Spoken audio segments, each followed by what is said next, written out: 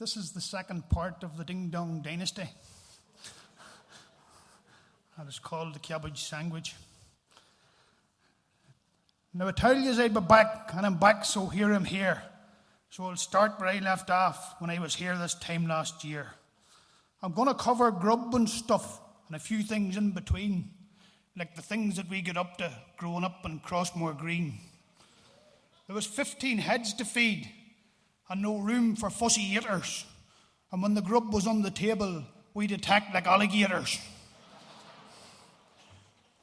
For breakfast, we get gluey porridge, no Cocoa Pops or Special K, and we'd always wash it down with a jam jar full of tea. There was no roast beef for lunch or salad rolls with Limerick ham. It was half a soda farl with lemon curd and strawberry jam.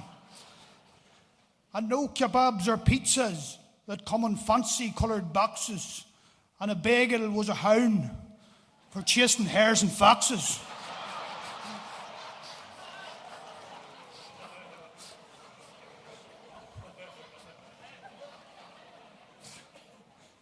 At dinner time, the steak was rare, so rare it was never seen.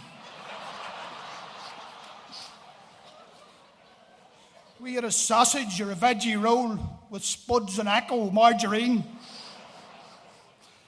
And at supper time, we never seen no Chinese takeaways or chippers. But before we went to bed, we got a thing my da called dippers. It was a lump of Katie loaf rubbed round a grazy gravy pan. And you didn't need a plate, you just ate it in your hand. Granny Ding Dong used to love them and took no time to pause. And every time she took a bite, the grace run down her jaws.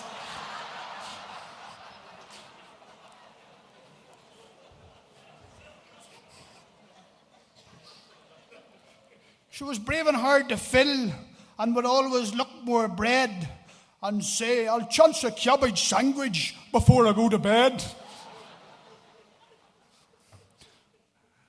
The dinner menu rarely changed and was almost set in stone, but we just ate all we got and knew better not to moan.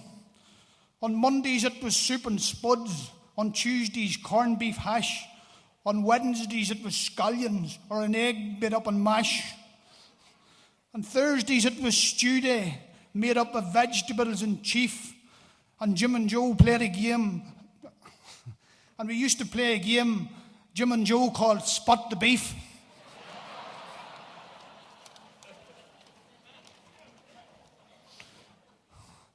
It was always fish on Fridays, but no salmon steaks as I recall. Brown stuff boiled in milk and water, and nothing caught in Donegal. Sometimes we'd have a mackerel and Ma fried them in flake meal, and we used to laugh at Granny because she'd always eat the tail.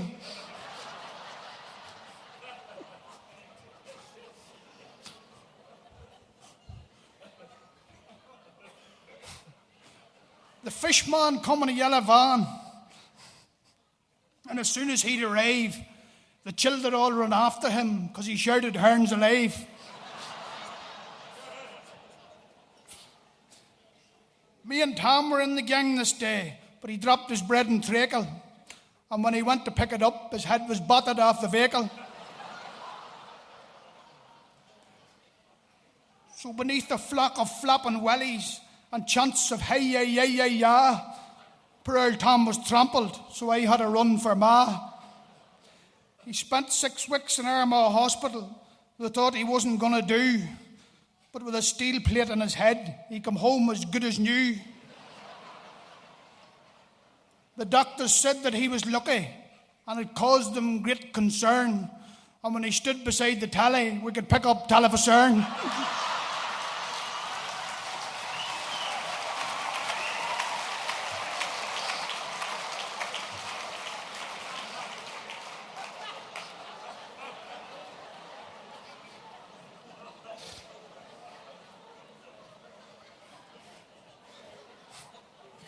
We didn't have the telly long when old Ding Dong lost the plot, and she couldn't mind the half of what it was that she'd forgot.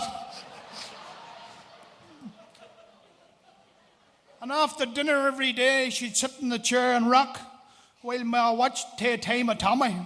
He was on at 6 o'clock. At times Granny drifted off to sleep, but she'd wake up and point and stare and let a gulder at the tally. Who put that baldy boy in there?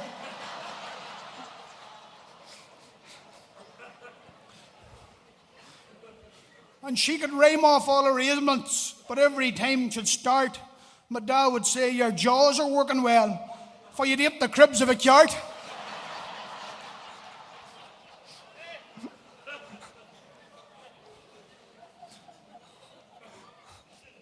On Saturdays, we always got for a bento steak and kidney pies.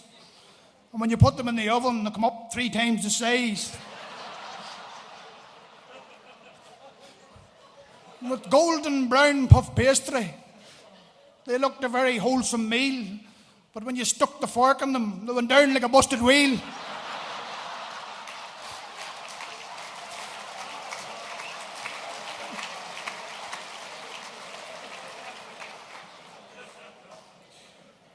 And the meat was well disguised in a gravy that was thin, and there'd always be a row to see who got to lick the tin.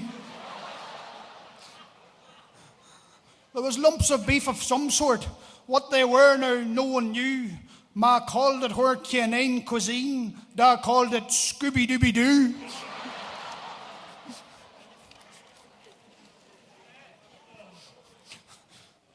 And Saturdays was bath night, and we'd help to shine the shoes. So we'd look our best for Mass, and we all got penny chews. And we got to watch the film with a mug of cremola foam, and the girls would bawl their eyes out when Lassie never come home.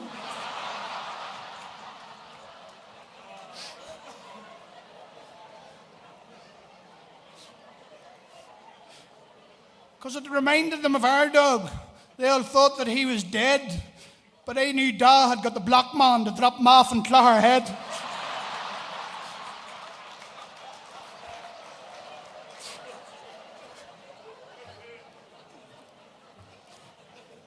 And if a cowboy show was on, the house was always buzzing until Ma would let her roar, it's time to dip the dirty dozen.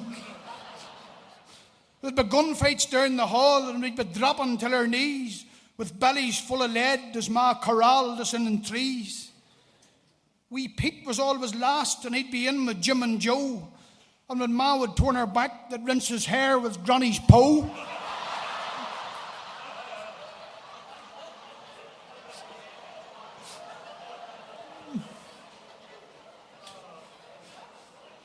They'd jam the saucepan on his head and dip his foot in the loo, and he'd go bawling up the hall like a Dalek or the Doctor Who. And Ma would use some Denny's lard to twist the saucepan off his head, and with a stripe across his skull, wee Pete would potter off to bed. Though there was always meat on Sundays, shin bone or boiling ham, chickens, they were very rare, and so were legs of lamb.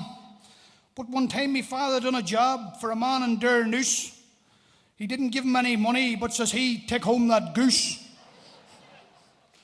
So Da wrung its neck and plucked it and hung it up behind the door as he muttered to himself, "Thon's one humpy, hungry hare."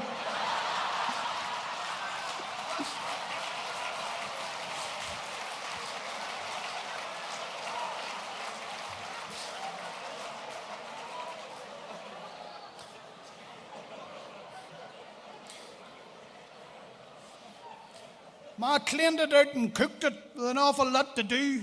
I mean her saying to me, "Granny, that thing's as old as you."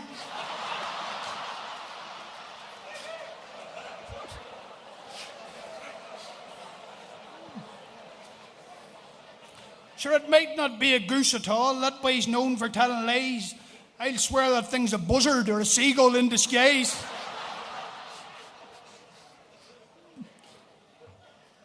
She sat him on the table and cut off the skin and fat. The girls got bits of breasts apiece, and so did me and Tom and Pat. And though the meat was tough and stringy, we took into it like no tomorrow.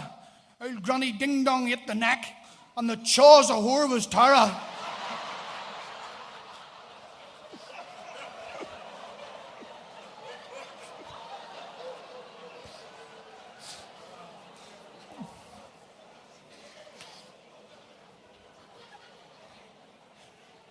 Ma and Da got legs apiece, and the wings were Jim's and Joe's. There was nothing left for poor wee Pete, so he ate the parson's nose.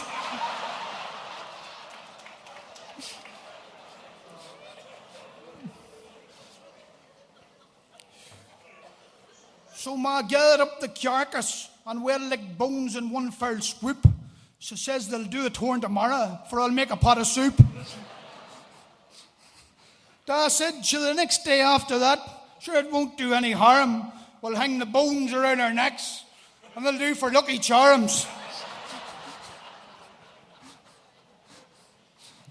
Now I'm back round where I'm started, so it's time to end this ode, for we're all fed and watered, and I'm ready for the road. But I'm feeling slightly peckish, so as Granny Ding Dong used to say, I think I'll try a cabbage sandwich before I hit the hay.